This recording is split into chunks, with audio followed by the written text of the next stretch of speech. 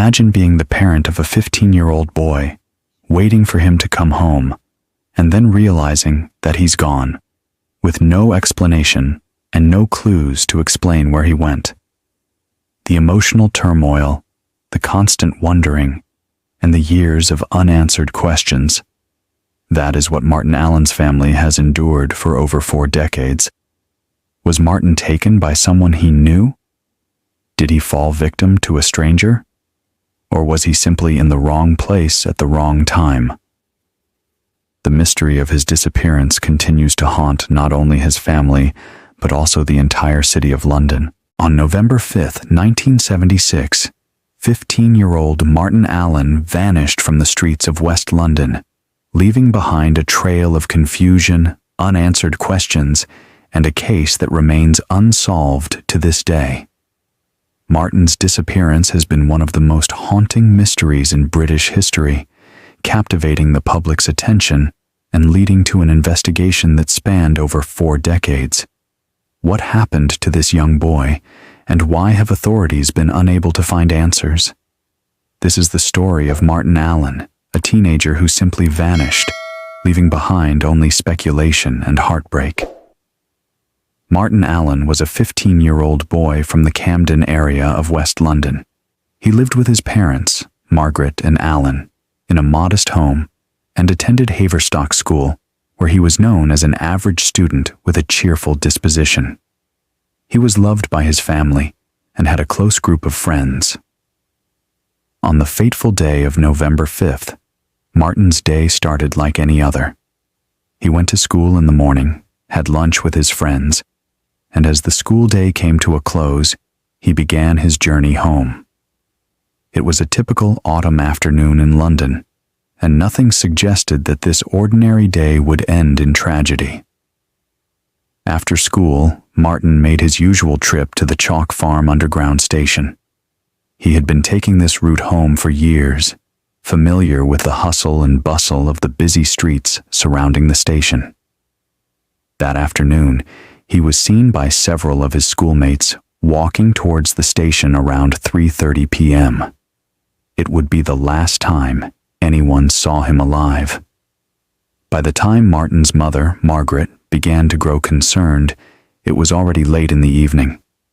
When Martin didn't return home by the time expected, Margaret assumed he was with friends or had simply lost track of time. But as the hours passed, she began to worry. At 6 p.m., Margaret began calling around the neighborhood and reaching out to Martin's friends. No one had seen or heard from him since he left school. Alarmed, she called the police.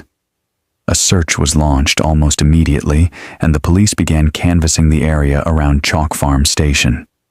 Local shops, bus stops, and public areas were checked, but Martin was nowhere to be found. The investigation began quickly. Officers spoke to locals, searched the area around the underground station, and interviewed Martin's friends and classmates. They found that Martin had been seen walking towards the station, but after that, his trail went cold. No one could recall seeing him entering the station or boarding any trains. The police began to suspect that something was wrong.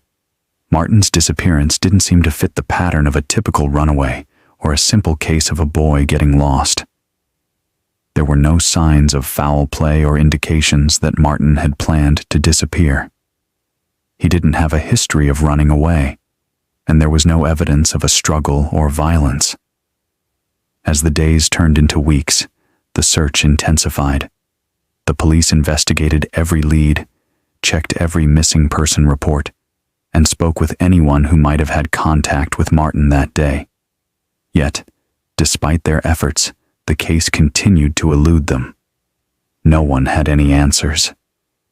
As time passed, several theories emerged, though none seemed to offer any solid answers.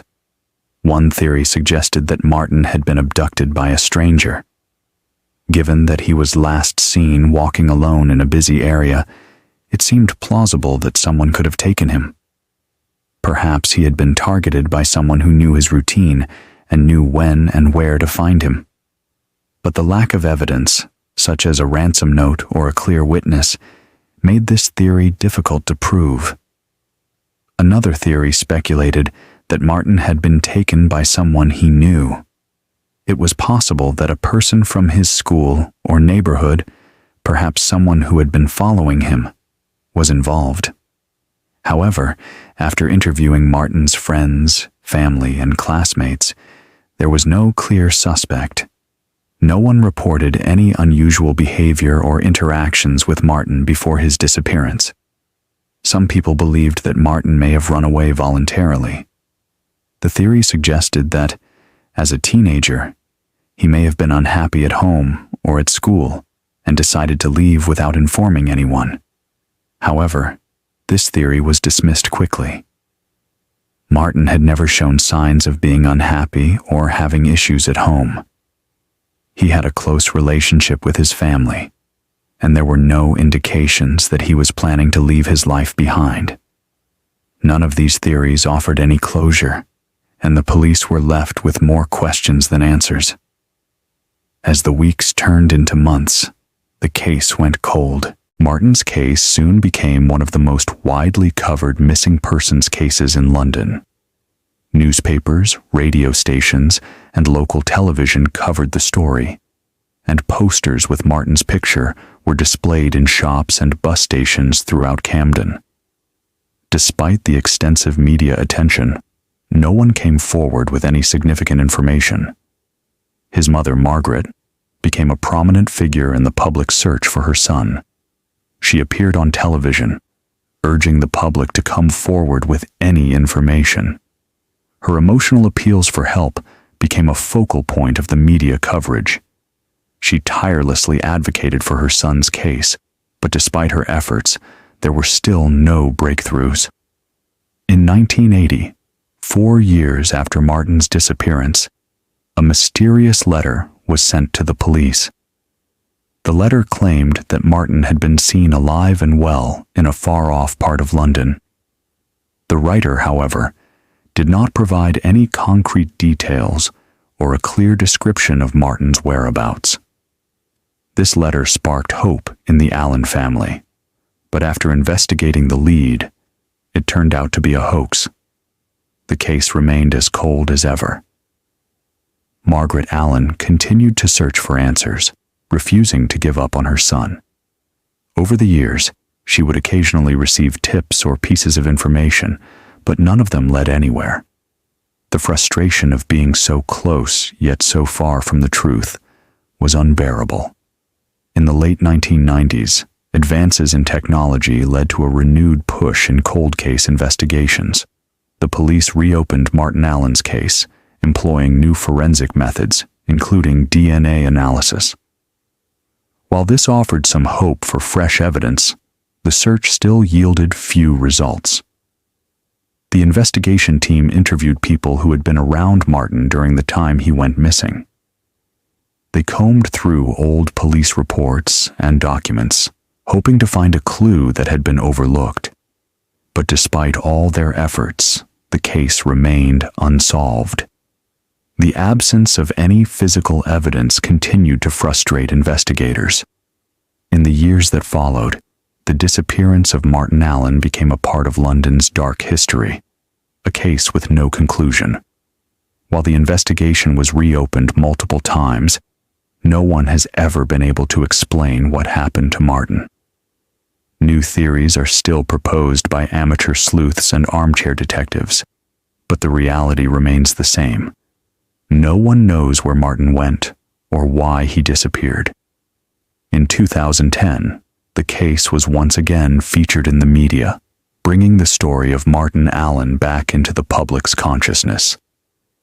His family continued their search for answers, hoping that one day, someone would come forward with the truth. But to this day, Martin Allen's disappearance remains one of London's most chilling and unresolved mysteries.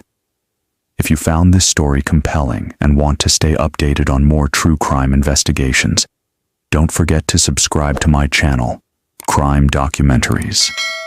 Hit the notification bell to ensure you never miss another chilling tale like this one. Share your thoughts and theories in the comments below. Do you think Martin's case will ever be solved? What do you think happened to him? Join the discussion, and let's keep the search for answers alive.